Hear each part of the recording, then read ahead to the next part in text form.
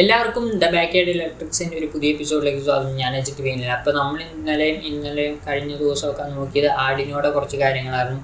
അപ്പോൾ നമ്മൾ കുറച്ച് നാൾ മുമ്പ് നമ്മൾ nodeMCUവിൻ്റെ ഒരു ഡീറ്റെയിൽ വീഡിയോ, എന്താണ് nodeMCU, അതിൻ്റെ കാര്യങ്ങളും അതിൻ്റെ സ്പെസിഫിക്കേഷൻ എല്ലാം പറഞ്ഞുകൊണ്ടൊരു വീഡിയോ ഇട്ടായിരുന്നു. അപ്പോൾ അത് കാണാത്തവർ ഇതേ മുകളിൽ ഏതെങ്കിലും ഒരു സൈഡിലായിട്ട് വന്നിട്ടുണ്ടാവും, അത് ജസ്റ്റ് ഒന്ന് ക്ലിക്ക് ചെയ്ത് കാണുക. അപ്പോൾ ഇന്ന് നമ്മൾ ചർച്ച ചെയ്യാൻ പോകുന്നത് അതിൻ്റെ അകത്ത് അതെങ്ങനെയാണ് നമ്മൾ കോഡ് ചെയ്യുക, കോഡിങ്ങിൻ്റെ പാർട്ടാണ്. അതായത് ആർഡിനോ IDE വെച്ചിട്ട് എങ്ങനെയാണ് ഒരു nodeMCU കോഡ് ചെയ്യുക. അതിൻ്റെ കൂടെ തന്നെ സിമ്പിളായിട്ട് നമ്മുടെ ഈ nodeMCUവിൽ നമ്മൾ ഒരു ബ്ലിങ്ക് പ്രോഗ്രാം ഇടുന്നുണ്ട്. അതിൻ്റെ ഒപ്പം തന്നെ നമ്മുടെ വൈഫൈ വെച്ചിട്ട് എങ്ങനെയാണ് ഈ ഒരു nodeMCU കൺട്രോൾ ചെയ്യുന്നതെന്നുള്ളൊരു വീഡിയോയും ഇതിനൊപ്പം തന്നെ ഉണ്ടാകും.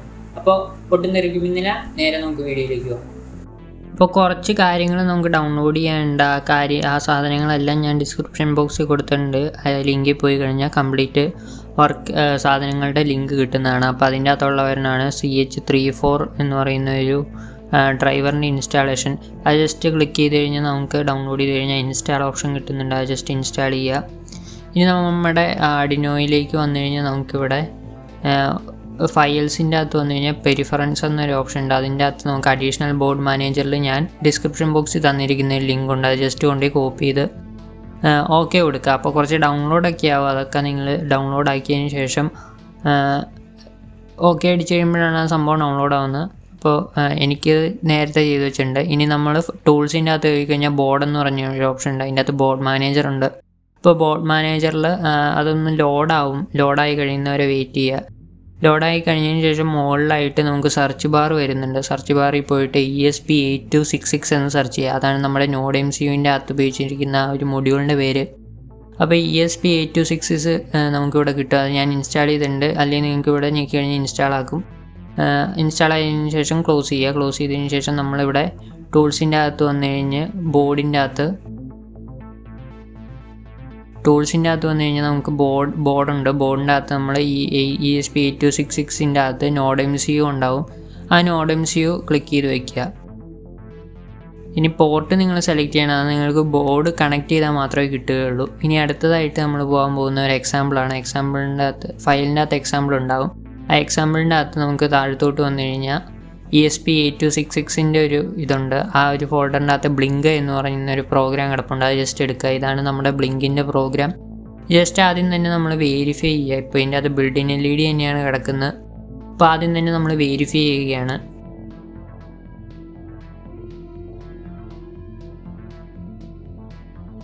അപ്പോൾ ഇത് കുറച്ച് ടൈം എടുക്കുന്ന പ്രോസസ്സാണ്. വെരിഫൈ ചെയ്യാൻ ആദ്യത്തെ തവണ നല്ല ടൈം എടുക്കും.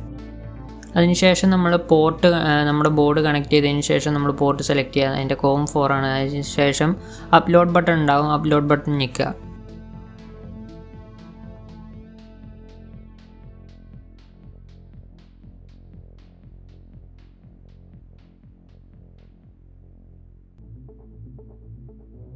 ഇപ്പോൾ അപ്ലോഡിങ് ആണ്. ഇപ്പോൾ നിങ്ങൾക്ക് സൈഡിൽ കാണാൻ സാധിക്കും.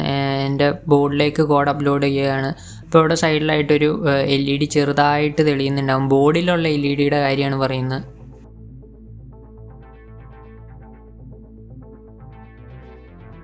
ഇപ്പോൾ നമ്മുടെ കോഡ് അപ്ലോഡായി കഴിഞ്ഞിട്ടുണ്ട്. ഇപ്പോൾ നമുക്ക് നോക്കുകയാണെങ്കിൽ കാണാം, എൻ്റെ ഞാൻ കണക്ട് ചെയ്ത് വെച്ചിരിക്കുന്ന LED ഒരു സെക്കൻഡ് ഓൺ ആവും, ഒരു സെക്കൻഡ് ഓഫ് ആവും. അങ്ങനെ ഒരു സ്റ്റേറ്റ് ബ്ലിങ്ക് ചെയ്തുകൊണ്ടിരിക്കുകയാണ്. അതാണ് നമ്മുടെ പ്രോഗ്രാം. അപ്പോൾ ഏറ്റവും ബേസിക് ആയിട്ടുള്ളൊരു കോഡാണിത്. അപ്പോൾ ഇതിൻ്റെ അകത്ത് നിങ്ങൾ ബോർഡ് കറക്റ്റായിട്ട് സെലക്ട് ചെയ്ത് വെച്ചാൽ nodeMCU സെലക്ട് ചെയ്ത് വെച്ച് കഴിഞ്ഞാൽ മാത്രമേ നിങ്ങൾക്ക് ഈ ഒരു ഫയൽസിൻ്റെ അകത്ത് പോയി എക്സാമ്പിൾ കിട്ടും. അപ്പോൾ ഇന്ന് നമ്മൾ നോക്കിയത് എങ്ങനെയാണ് ഈ ഒരു nodeMCUവിൽ നമ്മൾ ഒരു കോഡ് എങ്ങനെയാണ് നമ്മൾ കോഡ് അപ്ലോഡ് ചെയ്യുന്നത്, ആർഡിനോ IDE വെച്ചിട്ട് എങ്ങനെയാണ് നമ്മൾ കോഡ് അപ്ലോഡ് ചെയ്യുന്നത്. അതിൻ്റെ കൂടെ തന്നെ നമ്മൾ ബ്ലിങ്കിൻ്റെ പ്രോഗ്രാം ഇതിൻ്റെ കോഡ് നോക്കി. അപ്പോൾ ഇതിൻ്റെ അകത്ത് ശ്രദ്ധിക്കേണ്ട ഒരു കാര്യം എന്ന് വെച്ച് കഴിഞ്ഞാൽ നമ്മുടെ ആർഡിനോയുടെ പിൻസ് കണക്കല്ല നമ്മുടെ nodeMCUവിൻ്റെ പിൻ. അത് രണ്ടും സെയിം അല്ല. അതിൻ്റെ കാര്യങ്ങൾ നോക്കാനായിട്ട് ഞാൻ പറഞ്ഞിരുന്നു. നമ്മുടെ ഈ ഒരു ഗൂഗിളിൽ സെർച്ച് ചെയ്ത് കഴിഞ്ഞാൽ ഇതിൻ്റെ ഒരു പിൻസ് എങ്ങനെയാണ് വരുന്നതെന്ന് നിങ്ങൾക്ക് കാണാൻ പറ്റും. അതായത് നമ്മുടെ D13 എന്ന് പറയുന്നത് നമ്മുടെ ഈ ഒരു nodeMCU വരുമ്പോൾ നേരെ വേറൊരു പിന്നിലേക്ക് മാറും. അപ്പോൾ ഇതൊക്കെ നിങ്ങൾ ശ്രദ്ധിക്കുക. അപ്പോൾ അടുത്ത വീഡിയോയിൽ കാണുന്നവരെ it's me Ajith V Anil signing of.